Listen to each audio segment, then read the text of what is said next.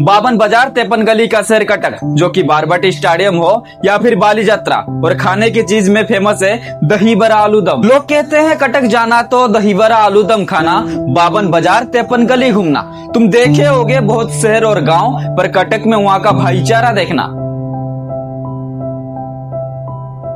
पर अब शर्म की बात यह है कि कटक में अब पहले की तरह भाईचारा नहीं रहा।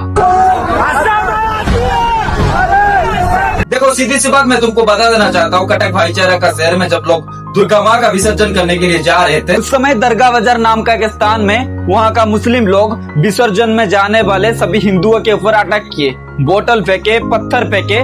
सिर्फ इतना ही नहीं बल्कि उनके ऊपर जानलेवा हमला भी किए और मूर्ति भी तोड़ दिए। और ये सब चीज के लिए कुछ लोग तो खास करके पुलिस को दोष दे रहे। वो कह रहे हैं जब मुस्लिम लोग हिंदुओं के ऊपर अटैक किए उस समय पुलिस मौजूद था, बट कुछ करने के बजाय वहाँ पर चुपचाप खड़ा रहा। इसके कुछ समय बाद मामला धीरे धीरे कंट्रोल में आया, जो कि आप इस वीडियो में देख सकते हैं।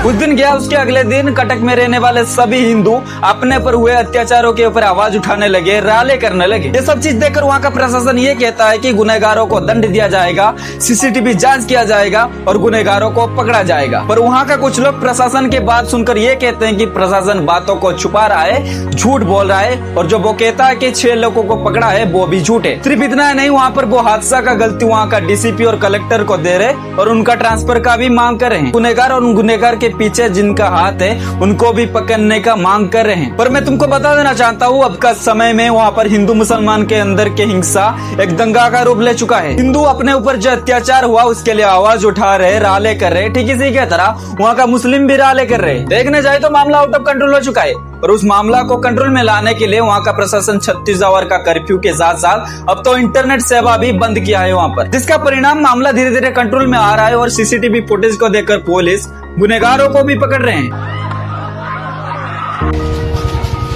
सिर्फ इतना ही नहीं, कटक में भी यूपी के तरह बुलडोजर एक्शन लिया जा रहा है और वहाँ का चीफ मिनिस्टर मोहन मांझी मामला कैसे शांत हो उसके ऊपर पदक्षेप ले रहे हैं। पर मैं तुमको बता देना चाहता हूँ, अब भी सिचुएशन फुल ऑफ कंट्रोल नहीं है और ना जाने ये कब तक चलेगा। मेरे ख्याल से अब का समय में वहाँ का लोग राले के बजाय पुलिस का साथ देना चाहिए, ताकि पुलिस गुनहगारों को पकड़ सके। और वहाँ का पुलिस को मैं ये कहना चाहता हूँ, जो भी लोग राले कर रहे हैं या फिर आवाज उठा रहे हैं उनके साथ गलत हुआ है, इसीलिए वो राले या फिर आवाज उठा रहे, तो आप उनको अरेस्ट करने के बजाय उनको समझाइए, ताकि मामला धीरे धीरे कंट्रोल में आ सके। बाकी मैं सभी हिंदू मुस्लिम भाई से ये कहना चाहता हूँ कि गुनहगार जो भी है उसे दंड मिलना चाहिए। फिलहाल हर हिंदू मुस्लिम खराब नहीं है, पर अब का समय में हिंदुओं के ऊपर अटैक किया गया है और अटैक करने वाला मुस्लिम है। तो अब कैसे गुनहगारों को पकड़ा जाए उसके ऊपर मुसलमान भाई ध्यान दे। और गुनहगारों को पकड़ते समय या फिर राले के समय सभी हिंदुओं को ये भी ध्यान रखना है कि वो सब चीज के वजह से मुसलमानों का धर्म और सही मुसलमानों के ऊपर इसका खराब असर ना पड़े या फिर उनके साथ गलत ना हो। मामला आज नहीं तो कल कंट्रोल हो जाएगा, तो कोशिश करो कैसे बिना खून खराबे की मामला कंट्रोल में आ जाए, वरना भुगतना सबको पड़ेगा, हिंदू हो या मुसलमान। और अब का समय में वहाँ पर बीजेपी का सरकार है। और हैरानी का बात यह है कि कटक में फर्स्ट टाइम ऐसा कुछ हुआ है, तो I think we can say this one type of लापरवाही। और अगर ये लापरवाही नहीं है तो गुनहगारों के ऊपर जल्द से जल्द कठोर एक्शन लो। फिलहाल मैं चाहता हूँ सब कुछ ठीक हो जाए, पहले की तरह कटक में फिर से भाईचारा सृष्टि हो, और इसके लिए वक्त लगेगा, चाहे प्रशासन पुलिस हो या फिर दोनों धर्म के लोगों को। बाकी पढ़े लिखे समझदार होकर गवार जैसे काम करना ही है तो दैट्स योर प्रॉब्लम। बाकी अब के समय धर्म को लेकर लड़ाई सिर्फ कटक में नहीं बल्कि देश में और भी जगह में हो रहा है। और मेरे देश में पढ़े लिखे लोग तो बहुत है, पर समझदार लोगों का कमी है, इसलिए आज भी फायदा उठाने वाले फायदा उठा रहे। लास्ट में मैं तुमको बस इतना ही कह देना चाहता हूँ, बगैर हिंदू मुसलमान के ये भारत कभी भी कंप्लीट नहीं है और भारत कभी भी आगे नहीं बढ़ सकता। बात तो सही है।